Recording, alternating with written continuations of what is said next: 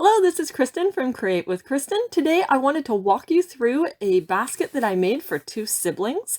Siblings are difficult when you're trying to make a themed basket because often they are very, very different.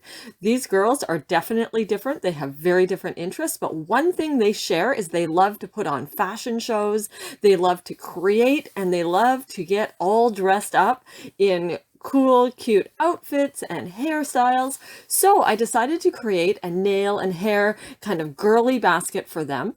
I wanted to walk you through what I put in it and my thinking behind each of the items. Here we go. As I only had a $20 budget for this basket, I wanted to make sure that I got everything perfect, but that I didn't overspend on the hero item. So I always choose a hero item.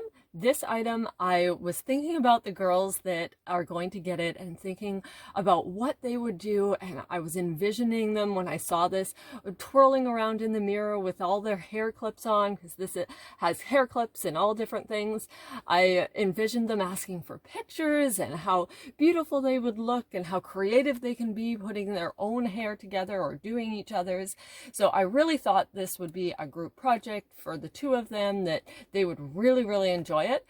And I liked all of the colors that it incorporated so that we could base that off of all those colors. And I got two of them. When you're doing a group gift, you don't have to get two of everything. There are a lot of things that they can share, but because of the nature of this one, I really wanted them to have enough. And they were on sale. They're usually about $19. They were on sale for $3 each. So I felt like this was a really good way to give them kind of something they could do on their own, or together, but on their own, and have their own thing. So these girls love to color their hair. They love to put anything in it. One of the girls has had pink hair before. They really, really enjoy just coloring their hair and putting anything in their hair, but they both have dark hair.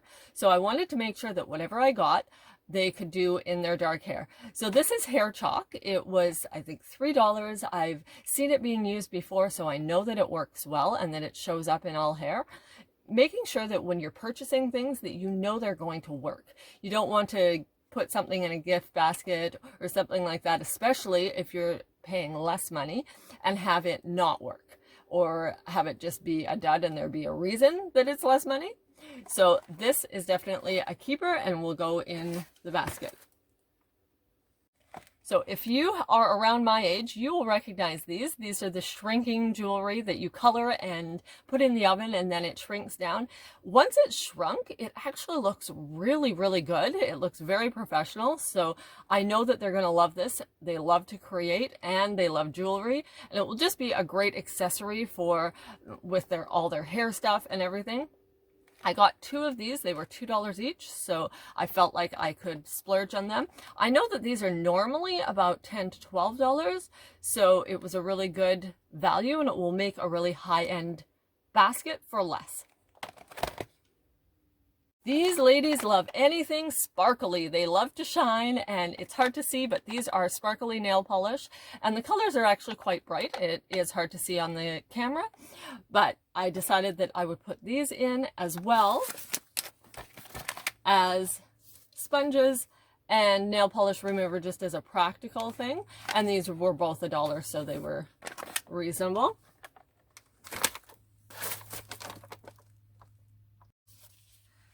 Then to tie it all in, these girls love bows. They love hair bows, and they just love to be vibrant. They really, really do.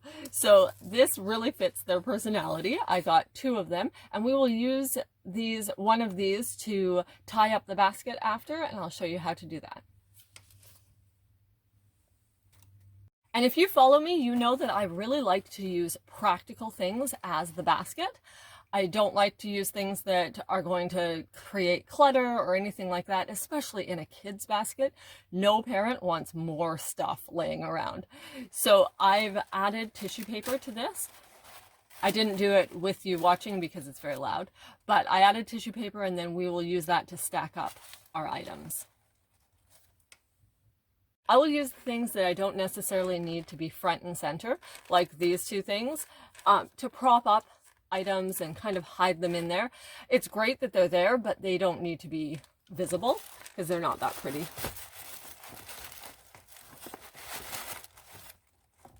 So we'll just prop that up, and then I'll use this down here to kind of set up everything.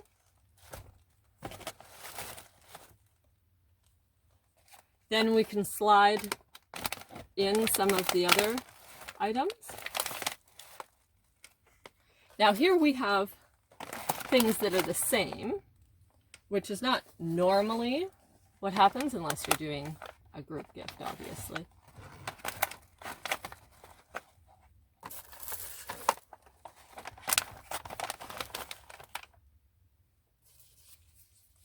And I like this little bow, so I'm going to set it there.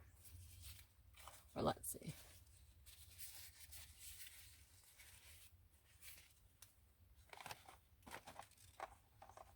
And I like this bow there. Now that we've stacked everything, we're going to wrap it. I've decided on a clear cellophane, and then I'm going to use the bow to tie it up. And I found many of these little tags, so I'll be using this tag and writing their name on it. All right, we're ready to put our bow on. I've wrapped the gift up in cellophane. You can use a lot of different things. I've found cellophane that is less transparent, and if you want to use that, you can use it for gifts that you don't want the kids to see right away, children's gifts, this is great. Or if you're going to a birthday party and you want it kind of concealed, a great way to do it is with some cellophane that's not nearly as transparent. This is what I had, and it is pandemic. I couldn't find any of that cellophane, so this is what I used. And it's not a birthday party. This is just a gift that I think that they're really going to love, and they're going to enjoy hanging out and playing with it while they're at home. So I think that it will work just fine, and it will be kind of fun for them to see a little bit of it when I bring it to them, and then they can open it after. We still have one of our little bows left, or big bows actually. This is a large bow.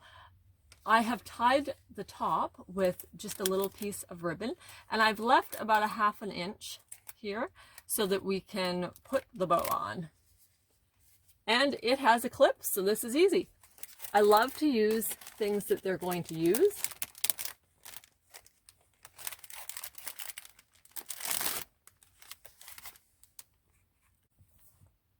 So as with any of my gifts, this started with a brainstorm session.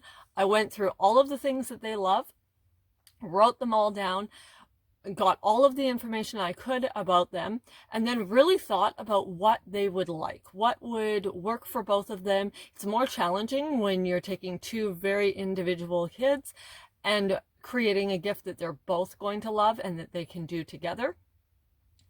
And then when you add a budget, it can become really, really daunting if you don't have a clear plan. So I like to start by jotting everything down that they like, and then coming up with a somewhat of a broad idea of what I'm going to do. So I knew that I wanted to do something crafty and where they could also incorporate fashion.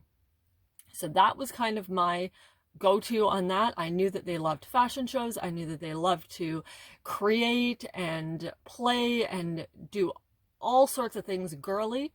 So I wanted to go along that route. If you have that broad of an idea, then you can really pull in things that make sense for your budget or that you're able to find. Because right now, pandemic, and I didn't want to order online for this. I wanted to have it right away. So I needed to make sure that I was a little bit flexible. And then I just looked for things, looked for something that caught my eye that was within my budget, which was the hair piece or the hair kit, and then built from there.